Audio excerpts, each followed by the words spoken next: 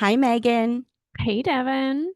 Hello, Hockey Style listeners. Welcome back to another episode of Hockey Style with Devon and Megan. Happy Centennial Fan Fest Week. Yeah, it's time. I It's kind of came up really fast. I know. So we're both packing. We're both running to Detroit as we speak. So we'll get to the good stuff pretty quick. But first, if you're new here, welcome. We're so glad you found our little podcast where we talk about all things hockey. To explain, each episode we have three periods, of course. The first, Megan and I catch up on all the things happening and top of mind for us in the world of hockey. The second, we invite in an industry guest to share their subject matter expertise with us. All things hockey are discussed. And of course, in the third period, because we're hockey style, we wrap things up and leave you with a hockey style tip. Today's no exception, but we'll save the introduction for our guest until after our intro because it's holiday season too. I mean, It can you feels like believe it. Halloween is behind us? It's the Yes. first week of November. Like, Mm-hmm. craziness. So, how was your Halloween, Megan? I think you know that it was so much fun. And I don't think I've ever been so happy to wear a costume. I was like, I get to be Harvey the Hound.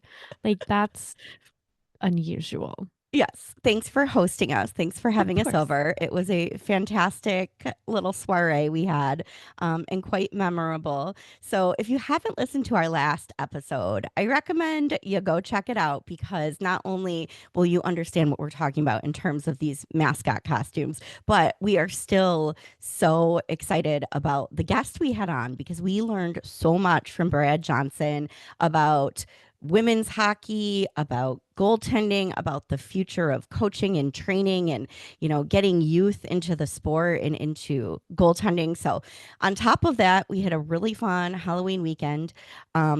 Your Harvey the Hound costume was one of the best I've ever seen. I mean, next to Harvey's himself.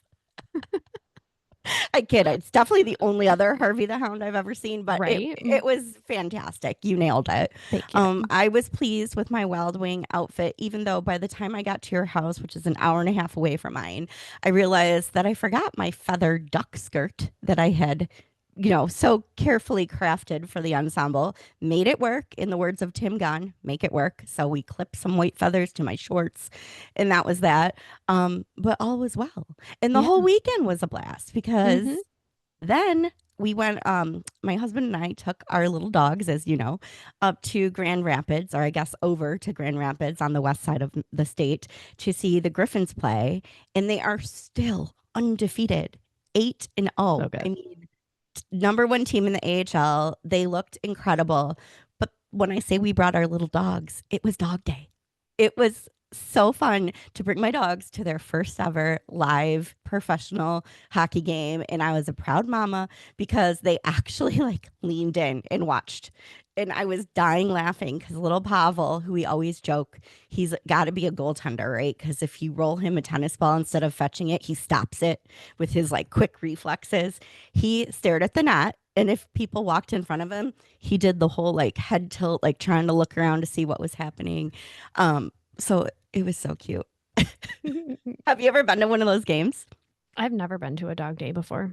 I Oh, spend so much time at the Red Wings games that I have not been to yeah. another team's Yeah. dog Sadly, day. they won't let us have dog days for the Red I Wings, think but that's for the best. There's too many people. It's too yeah, much.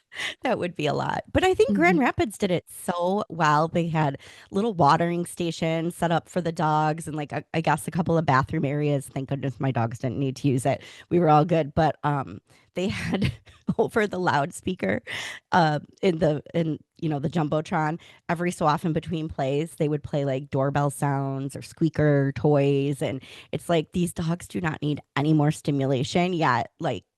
They loved it. It was a great time. So, um, So I have to say, back to Halloween a little bit, that I was very impressed with the NHL player participation this year. I don't know if it's just getting out more. I just think there was a lot of fun costumes, and I think they did a great job this year. yes, they nailed it. The hashtag Hockey Halloween, if you want to Mm-hmm. go look it up and follow it, will give you an insight into what all the teams did to participate. And most did, but I have to say, we talked about some of our favorites on the last pod, but there were two that I didn't spot until earlier this week. So Yeah, some after didn't come out Thanksgiving. until after Halloween. Yeah, after Halloween. And you and I talked about these, but we have to give a shout out to two players, uh, David Pasternak and Mikhail Sergachev. Who do you want to start with? Oh, you go, because I have a special honorable mention. Ooh, okay. We'll vote after what our favorite was. Oh, he's Uh, just I liked it. So, okay. Well, you start. You go with oh your yeah, honorable it's mention. really it was nothing spectacular, but the Winnipeg Jets did a Harry Potter theme, and I was beyond thrilled to see that Vlad Nemesnikov is also a Slytherin. I knew I Why liked doesn't him. that shock me? I I know. feel that's very on brand for him. Mhm. Very It's also cute. on brand for me. Like it Yes. was funny. I was like, I knew there was a bond there. It's the Oh, Slytherin bond. love it. All right. Well, I told you why I love David Pasternak so much. And I think probably most of our listeners know this because it was a hot topic for a while there. But Fanatics posted recently the top 5 best-selling jerseys of the year. And David Pasternak was number 5. Very cool, right? Except he was listed as Kevin Pasternak. So, oh, side note, Dylan Larkin was Oops. number 3. So that's pretty cool. But yeah, I mean, how do you mess that up? It's David Pasternak. He's one of a kind. So the team, the Bruins, and of course David having a great sense of humor, took it to heart. But Pasta went so far as to dress up as Kevin McAllister for Halloween, and That's his great. beautiful wife dressed up as the pigeon lady from Home Alone 2, and just totally embraced it. And they looked amazing. It was so funny. Um, and the other shout out we wanted to give Mikhail Sergachev. This is a little bit of a throwback because I think it was the beginning of last year, or beginning of this year rather. So last season, when the bird flu was going around in top news, and Mikhail Sergachev raises chickens. So apparently, he's known for bringing eggs to his teammates. And uh, when the bird flu was out and about, Nick Bugstad said, "Hey, Mikhail, make sure that you're checking your chickens that they don't have bird flu." And he said, "Don't disrespect my chickens." And then he had the cutest quote because he said, "Well, I still brought him eggs because his wife went to the grocery store and said there were no eggs, so I still brought him eggs anyway." So his Halloween costume was a farmer with a T-shirt that said "Don't disrespect my chickens," and his lovely wife and his little girl were both dressed as chickens. And I just love like the inside joke element when they take a little bit of a hockey meme and turn it into a costume. So good. Mm-hmm. So, what's next? We've been so excited for Halloween. It's holiday. Other than FanFest, we're going to have to start planning more holiday hockey soirees. That's true. That's true. What are you most excited for this weekend for FanFest? Honestly, the shopping, it's so bad. There's Kilo going to and be Co. has put out there. It's gonna be good. It's really, really awesome corded crew. Yes. Yes. If Mm-hmm. you have not checked it out, and you're in the Detroit area, you should stop by. A lot of vendors, I'm sure, will have special Centennial merch. But of course, we're biased because we love Kilo and Co. And they have two of our favorite sweatshirts, the Corded Crews. Are you It is. wearing one right now? I am. That wasn't even planned. It wasn't. Way to But be no, a that's model. priority number one. When I get in that place, I'm going straight to merch and I'm getting those. Everybody Not else is kidding. running to the autograph table to see if they can see like Lidstrom or Fedorov. Megan's going for the Corded Crew. Mm-hmm. They are very comfortable. I'm very So serious about this. yeah. Yeah. We actually had a couple listeners reach out. Very cute. One of our listeners is in New York and was like, "I'd love a corded crew. Too bad I can't make it." So I said, I'll try to keep my eyes out for you. If I can snag your size, I'll send you one." And then shout out to Bex, our friend, our new friend and listener all the way from the UK, who somehow found us in the podcast sphere, but who is flying here for an incredible Red Wings themed vacation with her fiance, soon to be husband. So, what I didn't realize is while she's here, they're getting married Isn't that Stop. so cute? Oh my I God, know. yay. Yeah, I know. So adorable. I don't think you had seen that message I on our account didn't. yet, but yeah. No. So she's everything's Red Wings themed. So, she's got her Red Wings wedding manicure planned and a little splash of red jewelry and so we're very Adorable. excited to you back for you Bex. Congratulations to you and your husband to be. I hope it's the most wonderful day. And Yeah. we get to meet you. Yes. Yes. We'll be there the whole time. If you are in Detroit for Fan Fest or the night at the Fox or one of the two games this weekend, give us a comment and we would love to say hello and meet more of you in person. Yeah. So back to Grand Rapids real quick. While I was there dealing with the dogs, I did get to sneak away for a moment and meet up with our new friend, Elaine Shircliff. Mm-hmm. So that was lovely to see her in person, along with Brandon from Hockeytown West. Shout out to Brandon and Nick and Travis, because they were responsible for really introducing us to Elaine. And that brings us full circle to today's special guest. Yay. We are excited to sit down and with Elaine because she is not only a hockey lover like us, she has dedicated a substantial portion of her life to living and breathing all things hockey as a reporter for the Grand Rapids Griffins. And on top of that, she's worked for the Cleveland or with the Cleveland Monsters in a reporting capacity. And she has a podcast too. So check out Mm-hmm. Graced by Rain, where she talks about all the beautiful things in life, one of which, of course, is hockey. Mm-hmm. So, shall we go to the second period and talk with Elaine? Let's do it.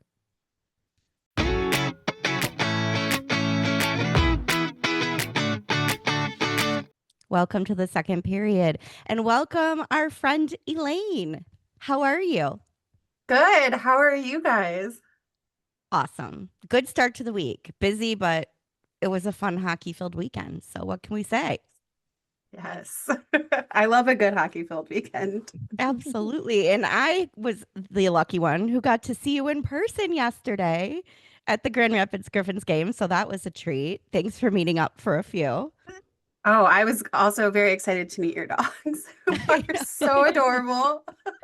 Oh, thank you. I do feel the same way, but I'm biased, so it's nice to hear it. Um, they had a blast. What a fun theme night. The dog It night. is. Like Well, That's I don't know if awesome. you noticed this last night though, but like Edward Traumax, he lost his stick twice. yeah. And both times, the moment it hit the ground, this really big dog started barking until he picked it up. I didn't see that. That's Oh my great. god, that's amazing. I was like, good dog, good dog. my There's a job my to be favorite done. yeah, my favorite situation of just completely distracting what's happening on the ice was we were sitting behind where the Griffins are in net twice, right?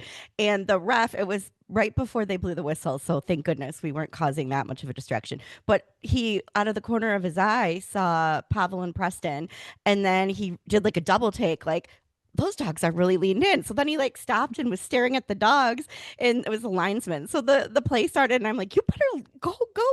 The game has started, and my niece is looking at my dogs like this. But Right. it was very cute. So lots of fun. Good to see you and Brandon from Hockeytown West, and shout out to Hockeytown West because we owe them for introducing us. They brought us all Yes. together.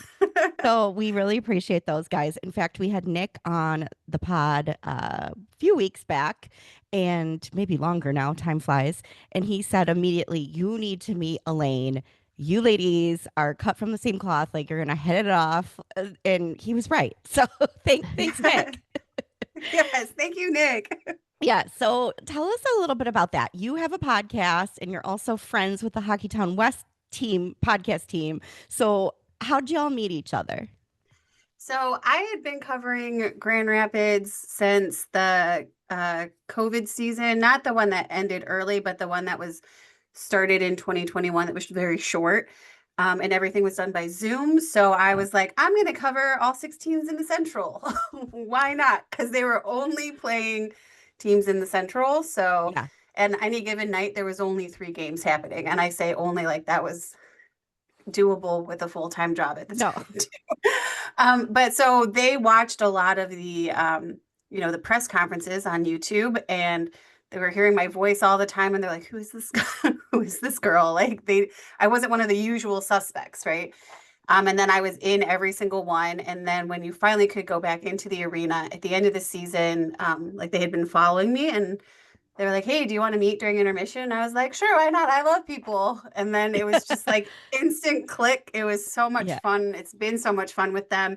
And I actually wasn't using my podcast as much for sports. I had it as like an outlet to just talk about like beautiful things in life. And it's not till this season that I really started using it for the sports side. And part of that was because I wanted to do more with the Hockey Town West boys. Like Yeah. I wanted to like get into that world a little bit more and be able to like work off of each other. And it's harder when you're just writing and there's a podcast. Like it's harder to work off of each other. So I was like, you know what? I'm gonna create the Beauty of the Griffins that drops usually every Monday, not this Monday because it's coming out later. But I just talk about one or two things from the week before that I found really beautiful about the team, whether it was like a quote or something the fans did or anything, because the AHL is beautiful. It's not talked about enough, and it's the 30th Griffins Mhm. season, and Yes. they're doing well. So I wanted to make sure that more people knew more than just what was happening on the ice, Mhm. what makes this team beautiful. So, Oh, I love that. So your podcast is Graced by Rain, mhm. and where can people find it? You can find it on YouTube, Spotify, Apple Podcasts. Is that what it? Yeah, Yeah. and pretty much every place that you would be able to listen to podcasts. Okay. Well, everybody go check it out. This reminds me of another reason why we all are very similar in our philosophy about hockey. One reason Megan and I were excited to start Hockey Style was very much to tell the stories and shed a light on the human beings who are part of the game, even off ice, who help shape the style of their team or their franchise. And celebrate them. And so I love that you're doing it through the lens of like the beauty of the sport and the camaraderie and love it. So, and the Griffins are such a great case study for that because they have so much heart and it's been so fun to watch them, especially this season for obvious reasons, 8-game win Yes. streak. Right. But under Dominic Shine as captain this season, like you can tell they just really, really love each other. So Yes. it's very Yeah, cute. So, they do actually. Sorry, it's in the one Beauty of the Griffins I talked about Sheldon Dries. I asked him what was making the teamwork because with the veteran rule, they can only have six a night and they have eight. So they're two yeah. in, two out. Lines are getting jumbled, pairings are getting jumbled, and they're still gelling. And I was like, why is the chemistry still so good? And he stopped and he was going to say probably like a cookie cutter answer. I think he was. And then he just turned and goes, "It's all about loving the guy next to you." And then, yeah. And I was like, "Oh, what? Okay, let's go." Like, and I just honed in Yeah. on what he was saying. And he was explaining how the respect that they all have for each other, it makes, and the love that they have for each other, it just makes the chemistry easy. It doesn't matter who you're playing with because you love the guy next to you. You just want to play hockey, Yeah. the sport you love with the people you love. And I was just like, Well said, Mr. Dries. yeah. Well, Right. we won't get too far into Griffins yet. Megan's going to dig in a little bit more later in the show. But first, let's continue on the theme of love of hockey. How did your love of hockey start, Elaine? Did you grow up with the sport? I did. I never played. We didn't have the money. I grew up right outside of Chicago, closer to the south side than the north. So like there weren't a lot of rinks. It was just not, we just had to watch the game if I wanted Yeah. my hockey fix. But my grandma, Donnelly, huge University of Michigan hockey fan and Cool. huge Red Wings fan. And my mom, took that on as well. And they were so sure that I was not like my grandpa was so sure I was going to be like all Ohio State, all football, all that. And he was like, "It's fine. She can like Michigan hockey and she'll have OSU everything else." And he's like, "She's not even going to like hockey." Jokes on Little him. did he know. Little did he know. But just watching those two women just like I mean, my grandma died when I was 4, but I remember like some of my core memories of her were watching Wings games or like Oh, listening to them wow. on the radio. And um, I just fell in love with her love of the Yeah. sport. And then my mom was just really into it. And my dad liked minor league hockey because he's from Cleveland area. So there was Very like, cool. yeah, so he grew up in a time where like the Barons, when they were in the NHL and the Barons in the AHL were really good. And so he just, and the Cleveland Crusaders. And so like I grew a love of minor league hockey from him. So I was just always around it. But it was really like the women in my life made me excited about hockey.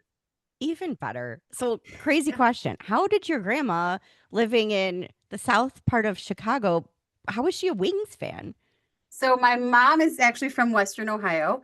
She's from a Oh, got small it. town. Yeah, she's from a small town called Dunkirk. My grandma had met some people. I'm not quite sure the Michigan side of it. Like I think they had family or like some friends, and she got to know Red a little bit from Yeah. Michigan. Okay. Yeah. So that was how she got into all that. And she just it's this small, it's so funny, this small town in it's very small in Western Ohio. Like it is tiny. Um, they a bunch of them are like big hockey fans. A lot of them Okay. like different teams. They don't just like the Wings. Like there's a huge Capitals fan base there. There's like Oh, Sabres, Jackets fans, not Hawks fan, which I find really funny because yeah. like Chicago's not that far Yeah. away. That's But interesting. yeah, so That's interesting. It you said it was your grandfather who was more of the minor league fan. my dad, Is it yeah, or my your dad. dad? Your dad. Okay. So was Mhm. he specifically a Cleveland Monsters fan? Yes, yeah. Oh, Well, very we cool. the Monsters didn't come around until 2007, so that was like a huge. We were Yeah. Cleveland Lumberjacks fans when we moved to Ohio. They were from the IHL, which was what the Yeah. Griffins were in. Yeah. So, we when we moved to Ohio, back to like the my parents moved back to the area. Obviously, I went with them. Good. We would go to so many Griffins games. I mean, not Griffins. Oh my gosh, I'm sorry. We would Well, go to Griffins are so in your heart now. they are. They are. We would go to so many Lumberjacks games like Okay. all the time. It was inexpensive, it was affordable, and there's just something Yeah, about minor league hockey. So like I I love agree. league sports in general. They're just so much fun. Yeah, So you really feel like you're part of the team, right? Like you can sit a little, yes. like you can lean in, you can interact with the players more. I grew up a Detroit Vipers fan. Okay. And I think we played the Lumberjacks, right? If I remember. I think Um, so. Yeah. yeah, yeah, we must have. So that was a blast, but it's been fun digging into Griffins. So Megan from upstate New York, what was your minor league team growing up? Our minor league team when I was young was the Binghamton Rangers, Hmm. and it was the Oh, Rangers affiliate.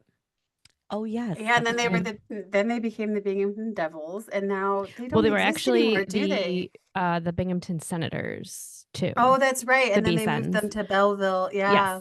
And then they were the Devils. And there was the BC Icemen somewhere in the middle of all of that. So, like, they usually always have some kind of team. It's just like a different level. But for the most part, when I was young, I remember Rangers games. And then more as an adult, it was the B Sens. And that was the first hockey and heels event I ever went to. And like the Oh, early, cool. like mid 2000s was the Binghamton Senators hockey and heels. What kind of event was that? Very much like what the Wings did. You got to see the locker room. There was like a little meet and greet with the video team, and they would show us video and all this, Love like that. just different Binghamton Senators staff, and the wives were there. Oh, Oh. It amazing. was so good. So I feel like Binghamton was a little ahead of the curve doing They like were, female specific hockey events for sure. like that. They Very were like cool. one of the first to do it, I think. Yeah. That's awesome. I think the Jackets were one of the first to do it in the NHL. I feel Hmm. like Okay. they started a hockey and heels, which is now hockey for her. They Cute. started that like 2011, 2012. It was right before I had moved to Columbus. So I think it was like 2011. Nice. Um, and it was so much fun. They would have players and refs. You could like ask them questions. And that. then there would be some sort of thing afterwards, either it be like food or like going out on the ice and taking slap shots or different things Oh, like that. Yeah. nice. Yeah. It was so cool. You are both giving me ideas of suggestions for the next Red Wings Hockey and Heels events. We want to meet the wives because we know that they are really the brains behind a lot of how all Mhm. this comes to fruition and all the players can travel so much and still keep, life on track. And we want to take slap shots. I don't know that they We will want to grant take my slap request. shots and shots. We want both. They might need an updated waiver for that. Worth Oh my it. It's gosh. worth it. Oh my gosh. That's great. So, Elaine, you clearly have like a wealth of knowledge. Like, just you're a history book. I can already tell when it comes to the minor leagues and, certainly the central region for the AHL, which you've covered.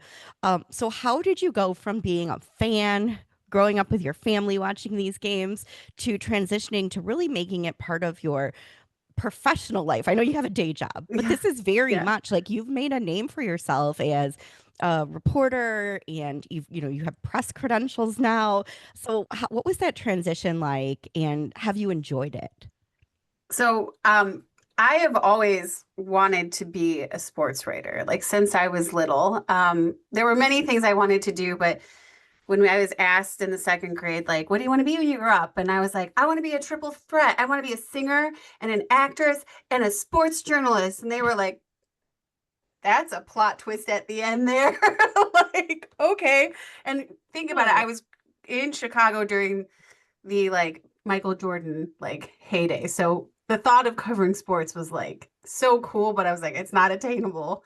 And then I just started like even as a kid, I just started interviewing people. yeah. Like, all the Amazing. time.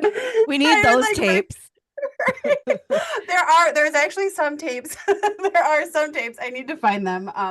Where my friend and I had like our own little radio show, but like no one, it was just our radio show, just our own.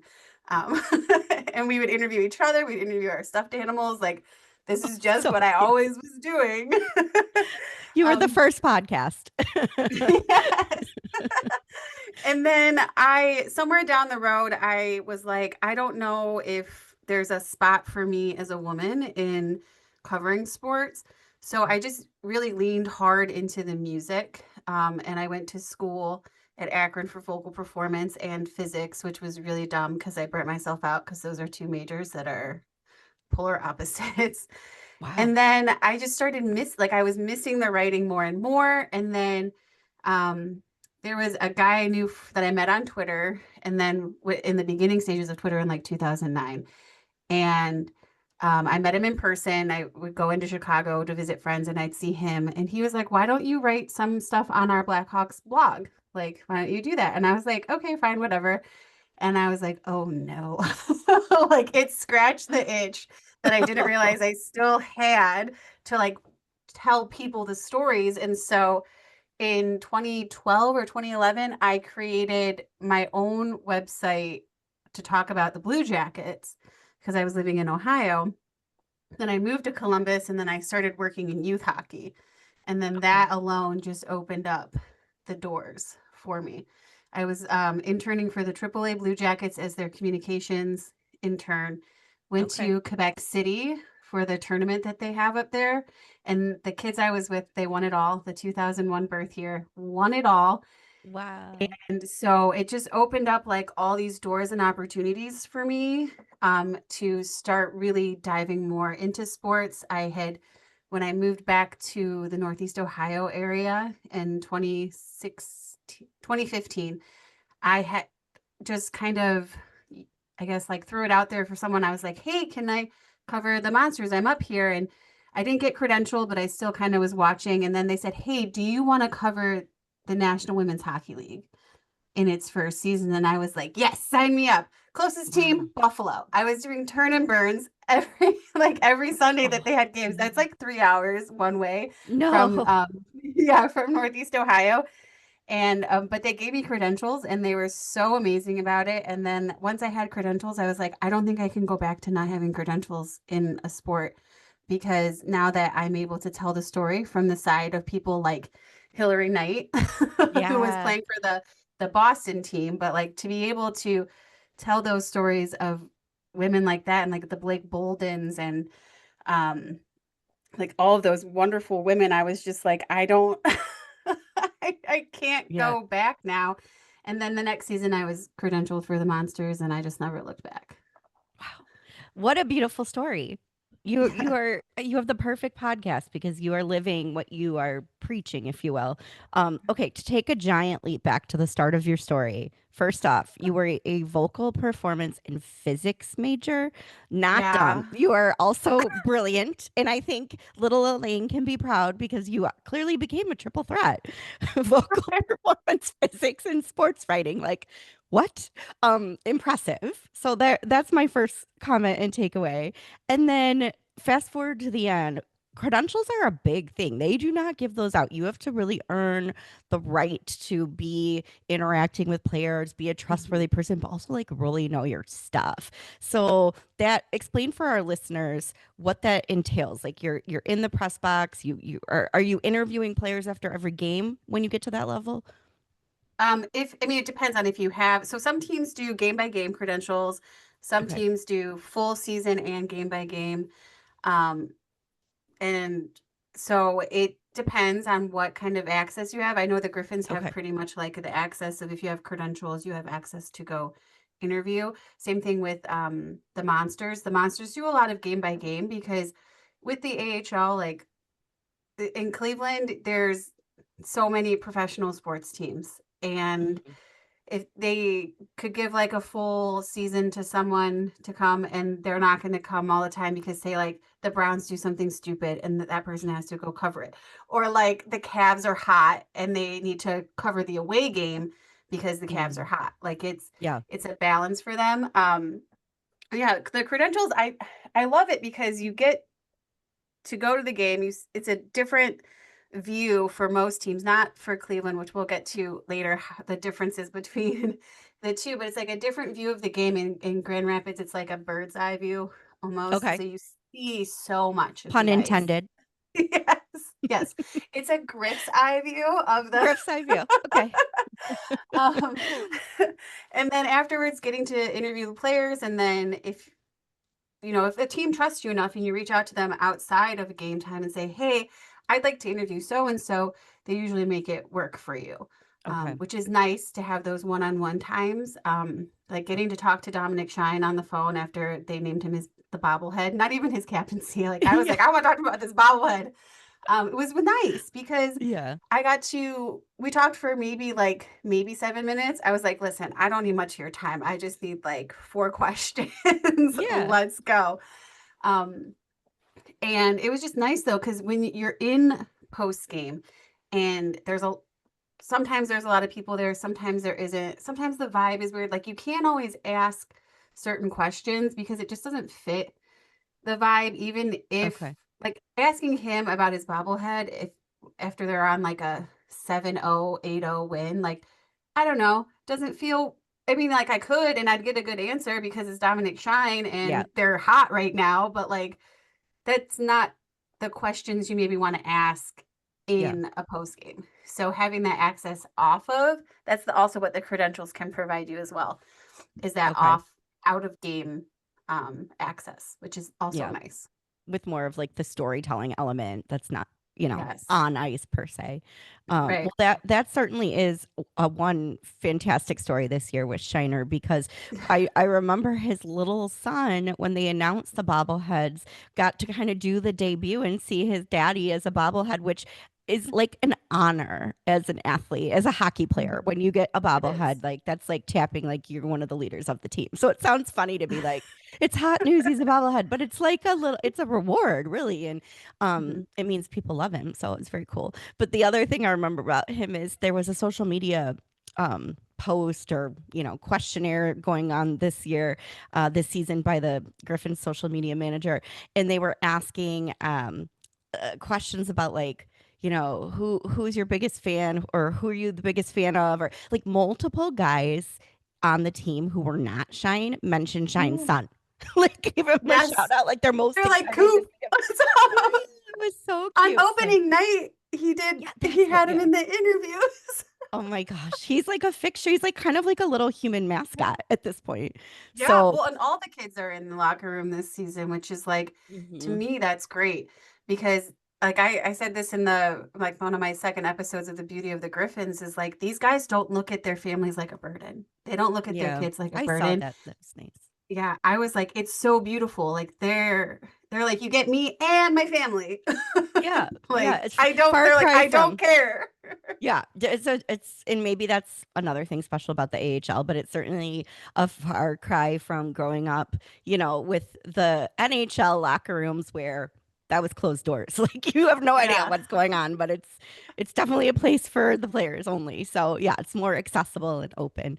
So that was my last question in this first segment, actually. You've had so many of these off ice times where you've been able to talk to players and get to know their personalities. Any funny or really memorable stories you want to share that you can off the top of Um, your head? yeah, yeah. So yeah, I it's a Monsters one. It's not a Griffins one, sorry. Okay. No, that's okay. Um, so I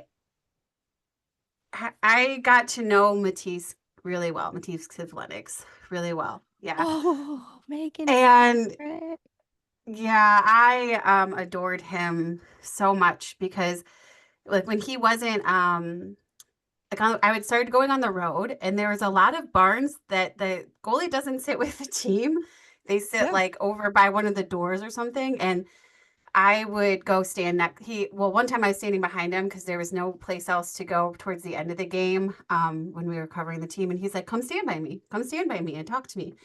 And I was like, okay. So then it just became this thing on the road. I'd stand next to him. And we would just break the game down. He would teach so much of the game to me from the standpoint of a goaltender. And Oh, so when I wasn't on the road, sometimes I would like text him and like we would have all these conversations. He really helped grow my view of the game a lot. So that to me is my favorite thing. I knew a bunch of the kids on the team anyways because a lot of them came up through the AAA Jackets program. okay. Trent came from that program too. I knew his parents better than I knew him going into it. So I had some of those relationships going into it, but I think that the one with Matisse was the best, and getting to talk to him about the game and grow my knowledge from him was probably the best thing. And he's funny. Like he was so funny. Oh, Like the first time I met him, we came out to interviews though, like he's like, oh, I don't know that much English. And I was like, okay, I'm sorry. And then we're walking down the hallway together afterwards, picks up his phone, perfect English. Perfect. And I was like, excuse me, sir. And he just started laughing. He's like, I didn't really want to be interviewed yet. he pulled a Pavel Datsuk. Yeah. So Oh. funniest kid, but he was so brilliant when it came to his mind. And I think that's what the Jackets saw in him. And that's why they started bringing him in more and then finally signed him to that contract because he would be like, okay, so the defense is doing this. So I would have to do this. And I was like, Mm, I never thought of it that way. mhm. So those conversations off the ice, like, were so wonderful, and being able to text him about it, and it was great. I do miss him a lot. And he was the one that told me that I was a Western Michigan girl and that I would love Grand Rapids. And I told him he was stupid. And then Elaine's I gonna be the came to first to make me cry. Yeah. There is no way you could know this, but when I go to Blue Jackets games, I wear a Kiffy jersey. Oh, do you? Yes, Yeah. and I have on my mantle within view at all times 2 of his rookie signed cards because I just feel like he deserves to be remembered and I don't ever want to forget him. Yeah, I feel the same way. I think unless people knew him or they saw him play, like I don't think they understand like the magic that he brought to the team, and to like because he was such like a chill dude. Like Hmm. he would remember fans by name after meeting them Wow. once. He went into I heard so many stories after he passed too, because I just we were all sharing stories. The fans, we all leaned on each other, the staff, and the businesses in Cleveland, some of them didn't even know that were like further away from the arena, didn't know he was even a hockey player until he passed. Because he would just go in with like his hat on and he would like buy food, get a beer, like no big deal. And they're like, okay, like we love this Matisse guy. He's so great. And like Oh. he was so unassuming. And there was one guy who worked for Cleveland Clothing Company, which is like right down the street from the arena.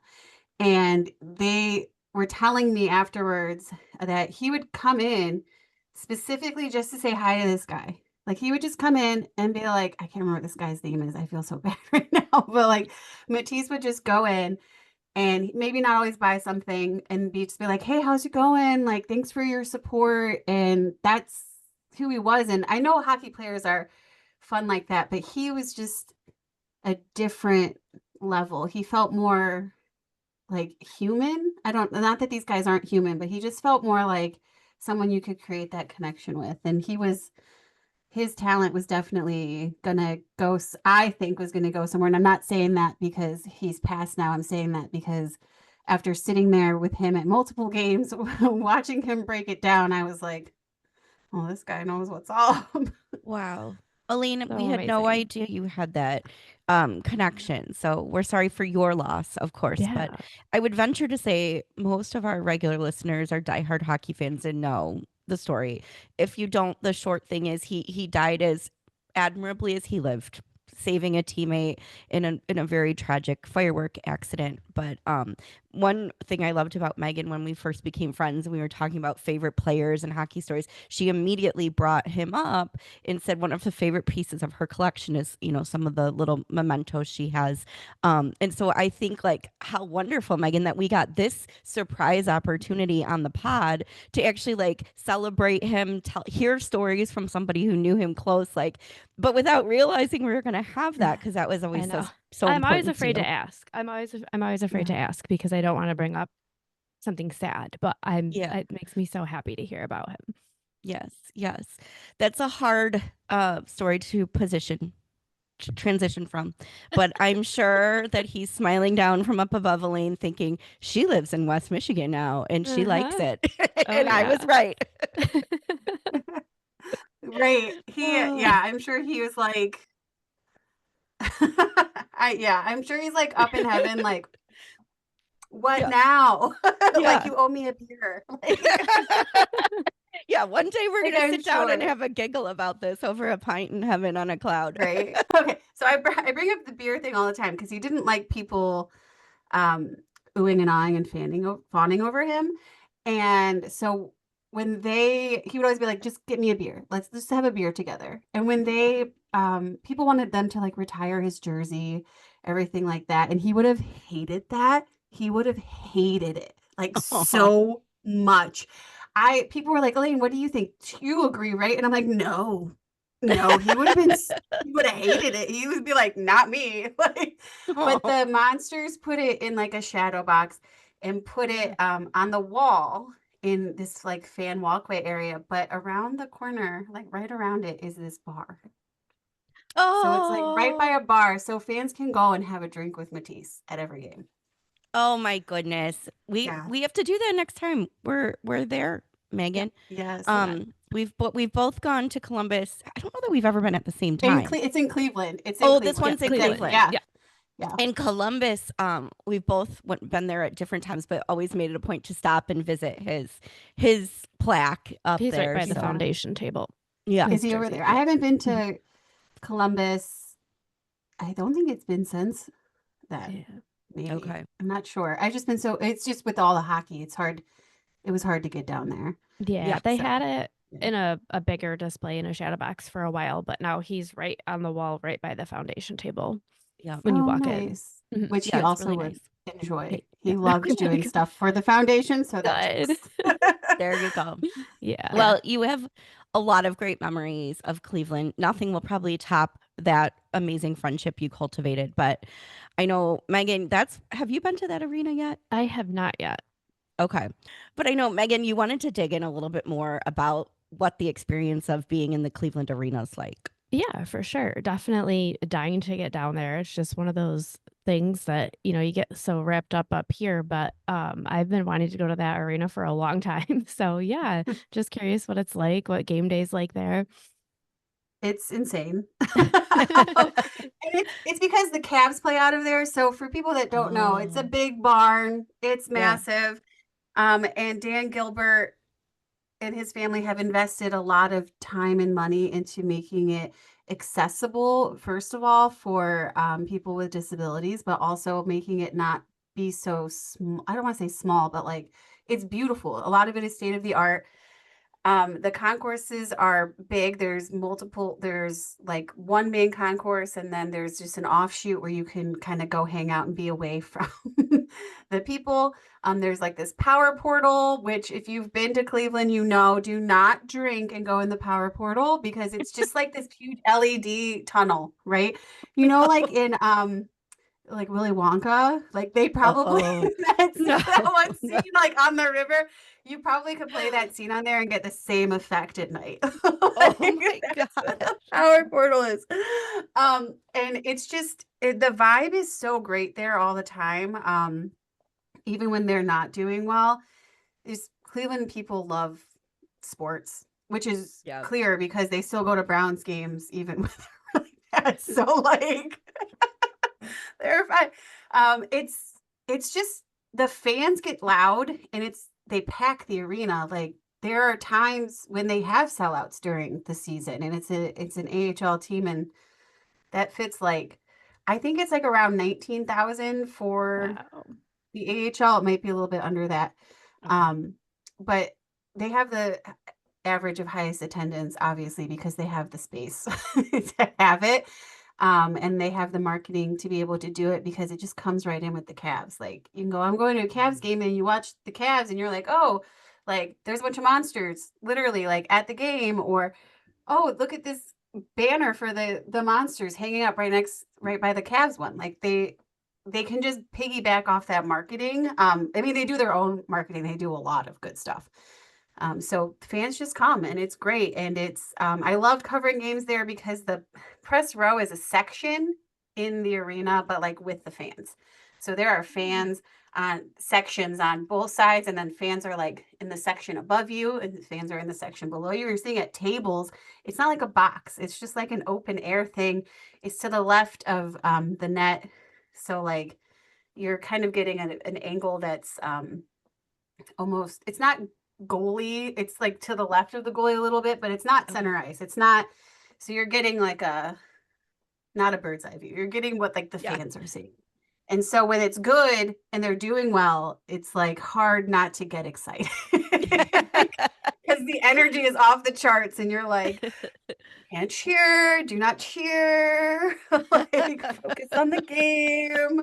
But it makes it even more fun to cover, but it can get overwhelming because it gets really loud and really like if you go in there with low energy or you're like not feeling well, like that's just not the arena to go cover a game at. Like if you're tired and you need to focus and you're just not feeling well, you don't want to be around people, like maybe skip that game. Yeah. Because it's going to get overwhelming fast. But I love it. But I also love covering here. So Yeah. Yeah, so we know that you have come up to Grand Rapids now and are covering that team. So, like, what are the differences? Like, I feel like it's such a foreign concept for us. Like, what's the difference between covering Cleveland and Grand Rapids? yeah, for one thing, it's definitely the setup for me, right? Mhm. Like I will say I was really spoiled by like all the TVs in the concourse. So during intermission, I always knew like how much time I had left. I could walk around, not get stuck in traffic, and I could easily get back. There was like a million food vendors, and I have an allergy. So like I could find food. There are nights when I like cannot find food in that arena. So sometimes I just like put it in my bag and I'm like gonna eat here. um but we're up high, right? Yeah. For we're like in the rafters. I always make a joke about it because I'm a music person, like a musical person, but I'm like, we're like the fan in the Phantom of the Opera. Like we were up top, like just waiting for the game to end, and then like go all the way down 7 flights of stairs to get to, and then run across to get to post game. Which in Cleveland, things did change after COVID. So like I used to have kind of like run of the whole entire arena pretty much, and I could we had a little bit more, I don't want to say access to the players, but like they warm up in the hallways. And so if we're walking in the hallways, we're going to run into them. We don't have that opportunity in Cleveland anymore. There's very few places you can go as a credentialed member of the media now. And like you have to take certain elevators up and down. I don't know if that's COVID driven or if like it's something they wanted to do and then COVID happened so they could do it. But in here at Grand Rapids, like I said, we're up top and then there's only two or three elevators. I'm used to like a million elevators there. So I could wear really cute outfits, wear my heels, get really, and they have full length mirrors there in, in Cleveland. All And then I important. come to, right. But then when I come to Grand Rapids, I have to like mix up my outfits. Like I brought all my Cleveland outfits with me and I was like, I can't wear these here. Like, I can't wear these heels. Like I don't want to wipe out going down 7, flights of stairs. Cause sometimes there's like scouts in front of you or like Sean Horkoff's in front of me. Like, do I want to wipe out and like take out the GM? No, like no way.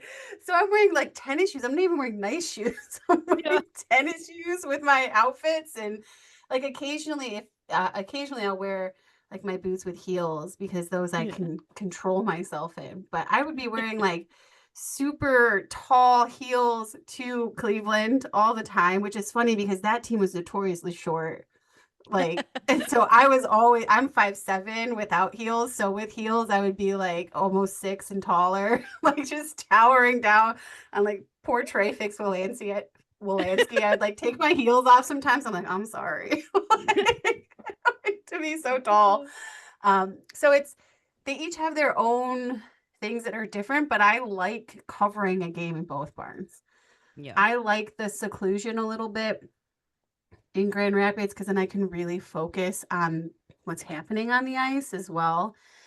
I don't like that I don't have as much access to the fans. I love getting to know the fans. I created family with the fans in Cleveland, and I'm trying to figure out how to make that work. It's just with the concourse being so packed all the time. It makes it hard for me to go down before the game or especially in intermission to meet everyone and like talk to people. And that's probably that is truly the hardest part for me covering these games. Like I talk about, my heels. I could care less. Like it doesn't affect me that much. Like I talk about the TVs. I don't really care that much. The food, I know I can bring food in. Like it's not a big deal to me, but the interaction with the fans, them not being able to do it as much, that's been the hardest part between the Now two. I feel like extra appreciative, Elaine, that you came down during first intermission to visit me yesterday. I didn't even know what you went through to get there, so I'm honored. Brandon and I took the other elevator that I don't even know if we're technically allowed to take it, but we did. So because if not, we would have to take the bigger one that everyone kind of uses, and then we would have been waiting, and then we'd have to walk all the way to the other side and then try to like get back. So we were like, let's take the other elevator. Yeah, and on top of it, add the fact that there was like 20% dogs in the audience. Which was fine. That was fine with me. Like if I got caught by dogs, I'd be like, oh, well, oh, they scored. That's fine. Like, look at this dog.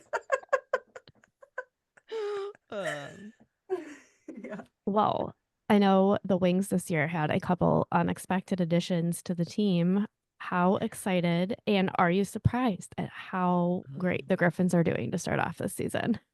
So I was so happy for Emmett Finney because I wasn't sure. I was like, he needs to get stronger. He needs to get more confident. And even in the prospects thing, I was like, is this gonna happen for him? And he even said last year that it was a goal, obviously, but it wasn't like he wanted to get better and faster. He knew he needed time. ASP said the same thing, and so did MBN. They all were like, we need time before we go up. We don't want to push it. And then for the three of them off the jump, I was like, Yeah. whoa, okay. And like we joke around, the Hockey Town West boys and I joke around that like I probably gave Emmett Finney the motivation to like not come back and be interviewed by me because so I'm Catholic, okay? I work for a Catholic church now. So like I love anything Catholic when I see it. He was wearing a saint medal. And the first time I meet him is end of season. So he's never even seen me at all. Like first time, end of season, like we're doing our end of season interviews and he walks in, he doesn't really know any of us. And I go, oh my God, is that a saint medal? Like right up like in his face. And he was like, yeah. And I'm like, who is it? And he's like, it's St. Christopher. And I'm like, that makes sense. And then he's just looking at me and I'm like, I'm so sorry. I'm Catholic. I work for the church. I love the Pope. Like, Love the Pope. Comma, I love the Pope.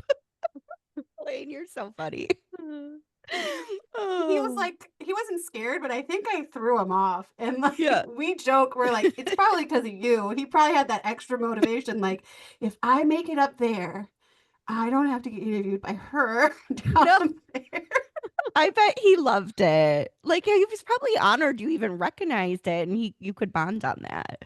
But that's cute. Yeah, but I was excited for him because he did get bigger and he did say it like, I asked him at the red and white game about it. I was like, you said you wanted to get bigger. You wanted to get stronger. Do you think you did that? And he was like, yeah. And then he goes, I gained 10 pounds this summer. And I was like, so proud of you. Like he was excited about it. And I was like, this kid, he's mentally, I think he's ready, but I wasn't sure what they were going to do because I haven't followed the Wings as deeply, right? Yeah. Like I didn't know exactly what they need. I could tell you what the Jackets need or needed, no problem, right? Because I was so immersed in it for so long. And I was like, oh, I don't know. Are they all going to make it? And I didn't want ASP and MBN to be separated at first. Yeah. And then, MBN needed stuff to work on. I'm glad they sent him down. And they're not going to have to burn a year of his ELC. So that's good. And I was unsure of how the Griffins would do losing all three of them. I didn't think that they would be bad, but I did not think they would be going 8-0. There is no way. And they're just a solid team. Like when a team goes on a run and you're like, I hope it goes forever because once it stops, that's it. It's not going to be good. This team, I'm like, I hope it goes forever, but if it stops, I think they're still going to be fine. Like they're going to be able to bounce back. And I don't think it's just because of the veterans. Like it's everyone on that team, which has been nice to see because typically it is like one or two guys powering the team. It's like an elite scorer or it's a hype man, but the whole team is like a bunch of hype mans for each other. So that's, like we said earlier, it's about loving the guy next to you and they all love each other. And so it's really making for a fun vibe. That's for sure. Awesome. So do you have any predictions for the season or any players that you think are going to go up soon or? So my prediction, and it was not a joke when I said it, when I first moved here, was that 2026 Calder Cup Finals is what. Yeah, that was just my prediction because I saw all the youth coming up. But then when the youth stayed, I was like, well, they'll go into the playoffs. And now I'm like, oh, maybe I was right to begin with. Because I feel like it's sustainable. I feel like everything is sustainable. And that's the thing. Usually when people go on a streak, you see things and you're like, that's not sustainable. This is all sustainable. For me, I think a player to watch is Auntie Tuamisto. At the end of last season, Steve Yzerman had some things to say and not completely wrong. But for a moment I felt like maybe the Wings were writing him off and I was like, but there's still like, last season, he used his weaknesses to his benefit. He was slower. So he found ways to then slow the other team down by like gumming up the neutral zone. And usually a slow guy, I don't know, slow guys don't do that. But now he's faster. I mean, you saw him, he was great, Devon, on incredible. Sunday. Yeah, incredible. He was so great. He was fast. He making moves the plays. puck. Yeah, he was in his defense. He was slamming people up against the boards. He was doing extension of the goaltender. I was like, who is this kid? Let's go. I think he's a dark horse for a lot of these guys. I think by the end of the season, you know, the Wings are going to have to really look and be like, oh, maybe we do need you. Yeah. What kind of minutes did he get last night? Because I swear every time I noticed like an incredible play, I was like, oh yeah, of course he's part of it. Yeah. So we don't have access. We don't have access to minutes. We don't know what minutes players play down in the AHL. But the Griffins have been rolling lines and rolling pairs. So a lot of people I've noticed, it feels like a lot of them are getting pretty even minutes. Which I think is also helping with the team chemistry and the sustainability of this run, because guys like Tuo are getting their shot. Another one, Alex Doucette. He didn't play on Sunday, but I was scared because he was so small and like people could just knock him around. And I was like, he needs to be on the fourth line. And they put him on the fourth line this season. And he was like trying to fight all the Rockford Ice Hogs on Saturday night. He got annoyed and he was like, let's go. And the refs would pull him away from one and he would turn and he would start barking at the other one. And I'm like, yes. So at training camp, you know, we work in the autograph room, right? Helping these guys out. And this was like my moment of greatness because Megan knows like every hockey player and I'm, you know, I don't as much as she does, but Alexandre Doucet walked by and I go, oh, that's Doucet. And he was just in like normal, like he didn't have his jersey on or anything. She's like, good job. Like, I didn't know that. So anyway, he came in and we were talking. I'm like, hey, I'm a fan, you know, and we talked about Quebec and he was trying to teach the proper pronunciation of his name because I said, do you prefer Alex or Alexander? And he said, no, in Quebec it's Alexandre, you know, and it's Doucet, not Doucet, you know, whatever. But he's like, I say everyone says Doucet in America. So last night we were leaving. It's Doucet, okay. Yeah, but everybody here says Doucet, so I think that's, I don't care. Like, that's not how I'm supposed to say it. I would say Doucet. Like, I am very much like, how do you say your name? If I'm saying it wrong, I'm saying it the way you want it said. Yeah. Well, I mean, I guess I don't know if he like has like a specific English way he likes it, and I don't know. I actually don't know that, but I saw him last night leaving the game, and he was sitting waiting for, you know, people to come do autographs, and I just go, Alexandre Doucet, and he turned and he was like, hey, and he gave me a hug, and I was like, oh, I was so hoping I got to see you play tonight, but this was so much fun. Like, we will be back, and he's like, oh, thanks. Like, it was so great. So yeah, that was a fun one too. I'm a fan.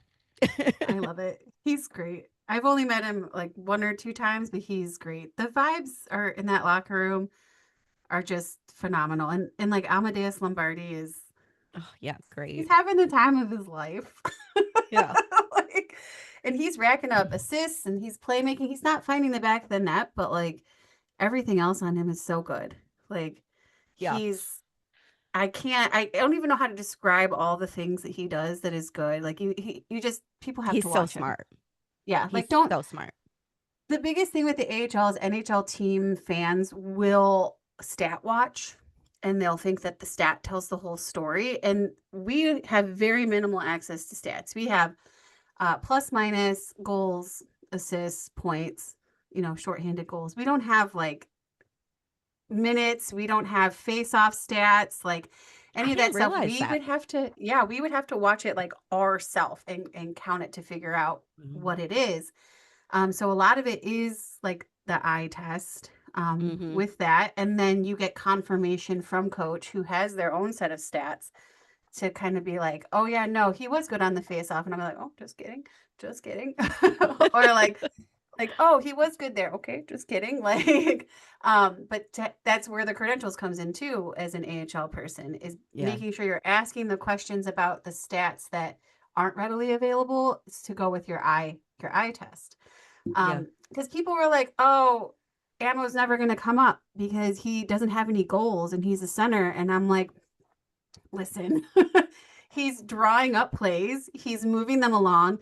His passing is phenomenal. Like, he just closes his eyes basically and just, there it goes. It lands on someone from the Griffins stick. Like, and he is digging pucks off the board. he is slamming guys against the boards to get those pucks, or people are coming for him and he's not even getting knocked down. Like he's just, I think that more people in Detroit should be watching the games the best that they can. I know it's hard to watch. Or, you know, follow the people that are there, because we're going to be able to tell you what's going on. And between Hockeytown West and I, we're making clips of those games. I only do it when we're away. But there's 3 of them, so they do it all games. But you know, you can see we don't just put up just the goal. We're trying to put up the whole play that happened, so you can see from like face off to back of the net what happened. Because we want Detroit fans to know the team, and we want them to be as excited about what's happening down here as we are. So Ammo is probably, in my opinion, the smartest player. I mean, his just IQ, you can tell like a chessboard, he's 3 steps ahead. I don't know. Oh, that's John Leonard too. Oh, Megan. So, okay, Megan, your 2 favorites from training camp both ended up being phenomenal. Was Eddie. Leonard mine?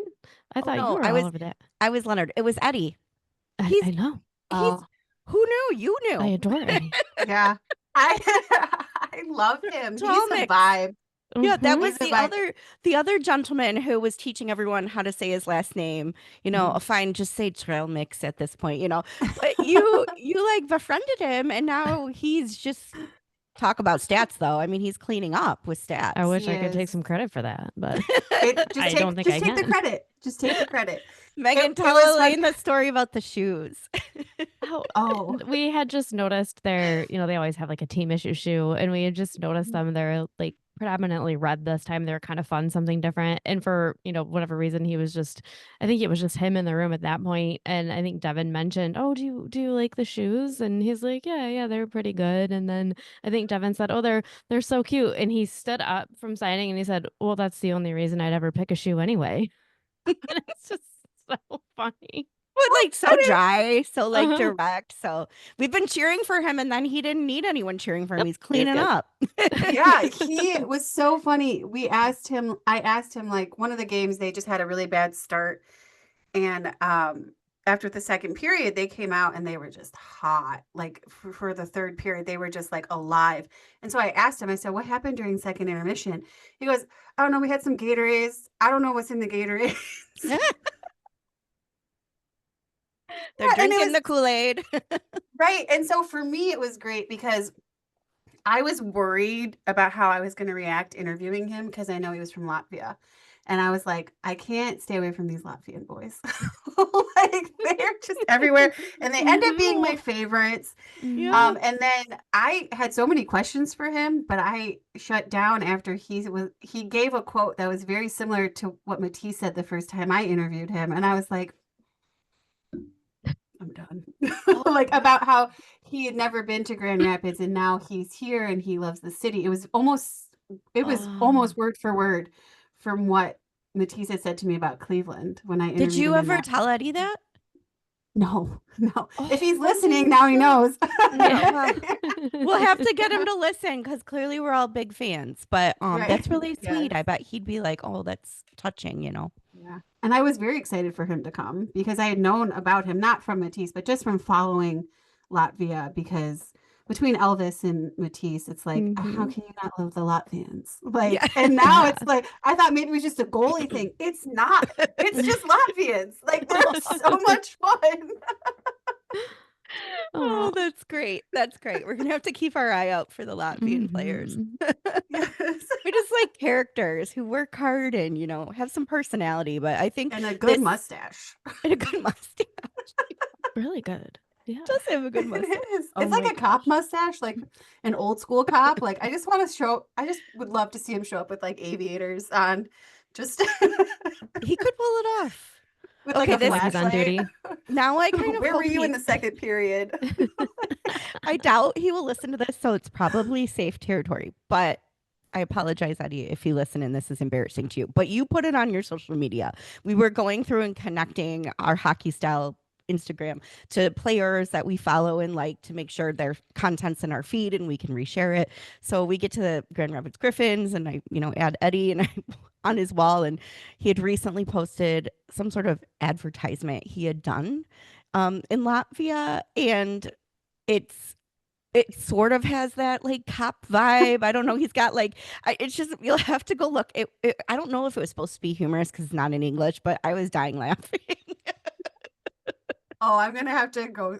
He did Before I some go sort buy of some ad. green beans after this, I'm gonna go. I'm gonna go And to my it Instagram. starts and he's like laying in bed, and I send it to Megan.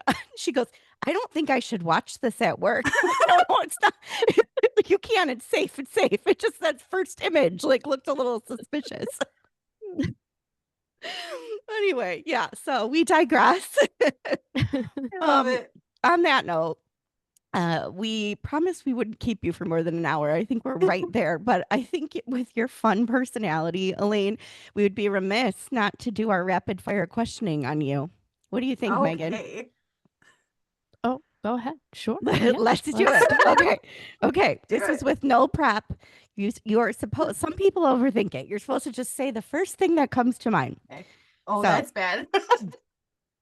Let's say the AHL adds one new expansion team this coming season, and you have been tapped for all your great coverage over the years and asked to brand the team. What color jerseys do you pick? Oh, like teal and Ooh. pink. Oh, Yeah. we have never had a pink answer. I'm all for it. I was We need- pink, but I we like need- the pink and teal. Yeah, Yeah. very cute. I just like different things, different combinations. I do too. Yeah. I hate the same color. I get so Yep. frustrated. Like every time the PWHL comes out with something and I'm like, oh, it's green. Oh, it's blue. Oh, it's No. red. Oh God, I'm so shocked. Or even with the Utah Mammoth, I was like, oh, it's gonna be mostly powder blue, right? No. They went all black, yeah.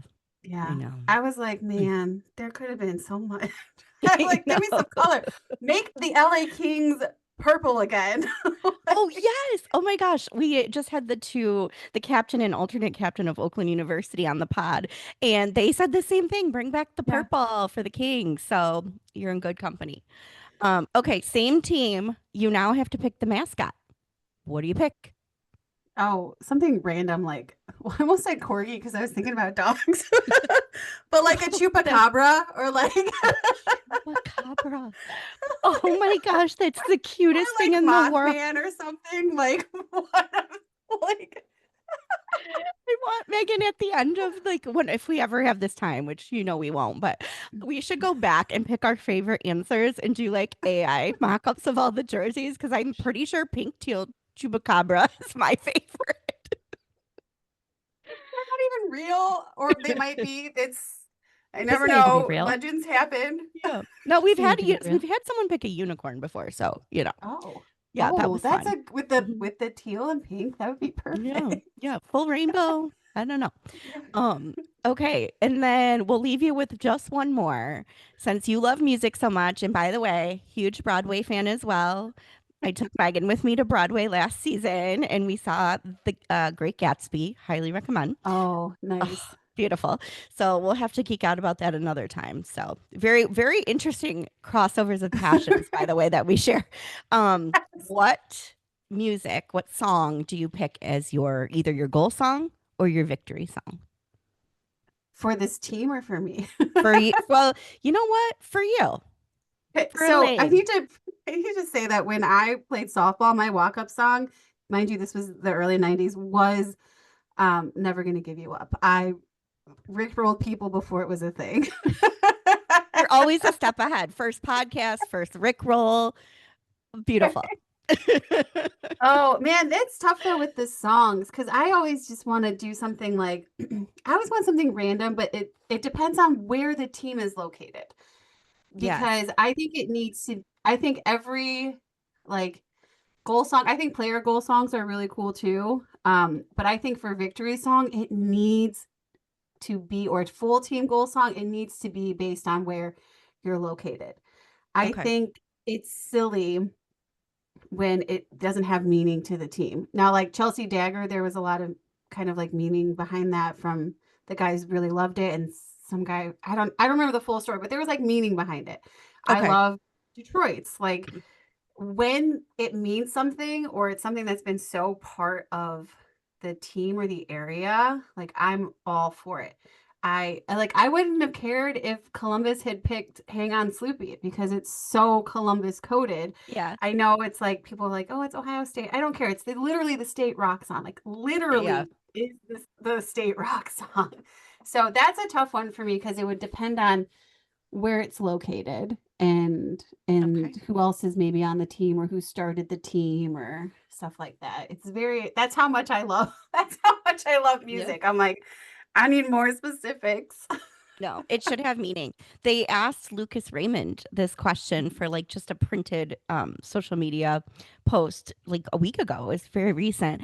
And what I love about, I mean, obviously Lucas is not from here yet. He has totally adopted the Detroit persona as his own, and he loves it so much that he answered for his own. If he could have his own personal goal song, he would want "Don't Stop Believin'" by Journey, because same thing, like he, gives him the goosebumps now. Like that's Yeah. everybody. It's just such a. I'm so glad the Griffins share that with the Wings, Mhm. because it's just so special when you hear it. Yeah. So I agree. It is, it is a different vibe hearing it when you're covering a team in Michigan. Like it's a different vibe. You're like, oh, this is great. Yeah.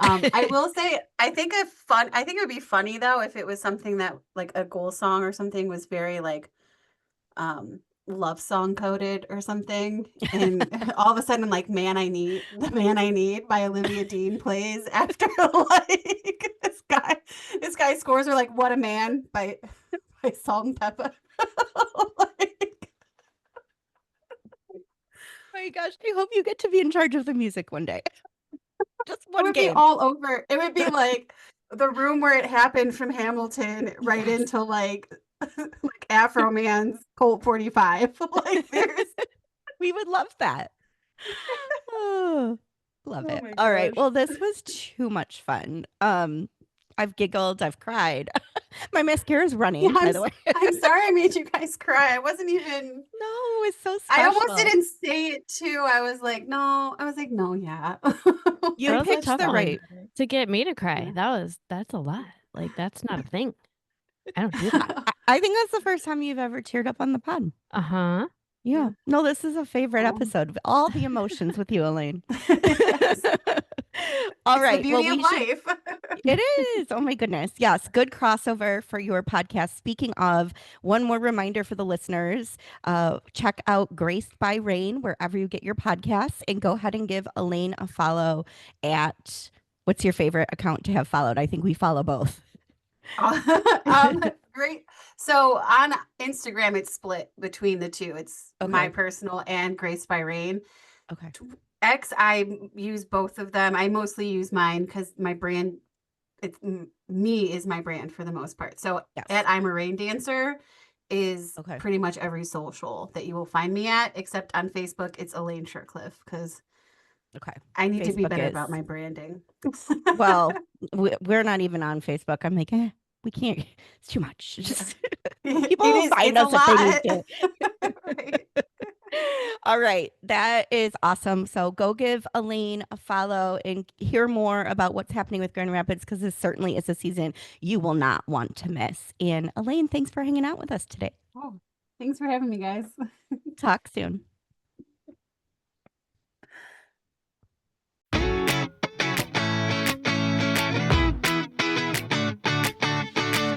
Welcome to the third period.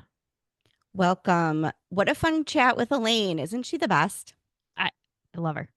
So I good. love that, like, one reason we wanted to do this was to like meet other ladies who love hockey, and it's Yes. just happening. Like, we I talked about know. Bex coming from the UK, who hopefully we'll get to meet in person, and Elaine is now a new pal. So I Yeah. think we can officially say the podcast is a success. Yes, this is it. We've done it. All right. Well, we need to go quickly because we need to get our FanFest stuff packed up and get organized. So I think if it's cool with you, we should just jump right into the style tip. Let's do it. Okay. We were thinking we would talk about our centennial jersey because this is kind of coming up for a few teams this year. And it certainly applies if your team is doing, a 20th, a 25th, and just like the Griffins are doing their 30th. Like, keep an eye out for your specialty jersey because there's probably going to be something fun about it that you can highlight and accent and change up your style for the season. I know for me, like, I have a ton of red and white, but if you see our Centennial jersey, we really introduced and leaned into that cream color and the beige color, and we've got those brown accents. So those are new things that I got to add to my color palette because of this jersey. So I mean, I don't want to like nerd out too much on it, but I think we did a pretty good job with ours. Like the logo on the front has some different details that we've never had before with the kind of little swirly stitching. And I know that I do not know the ins and outs and the technicalities of why those things were chosen. So maybe you can touch on that. But it's just very aesthetically pleasing. I do like the stripes, and I just love that we're using that off-white color. I think it's very, very, fun and fun to style and something new and different, which as Detroit fans, we don't get very often.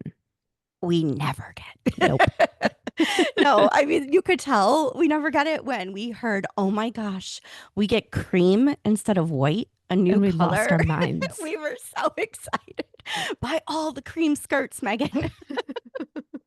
Anyway, no, but what I do love about it is we don't touch in general with the original six a lot of the jerseys because of the heritage and the legacy. But what they did really well about this is they made it special while still sticking true to all the elements that made up the last 100 years of being a Red Yes. Wing. So Yes. it's really fun. If you want to nerd out like we do, go to the Red Wings page or to their app. I would download the app. You can actually do like an exploration of the jersey there, and they tell you why each detail was selected. But there's a component of the jersey that is emblematic or symbolic of each era, if you will, of our dynasty.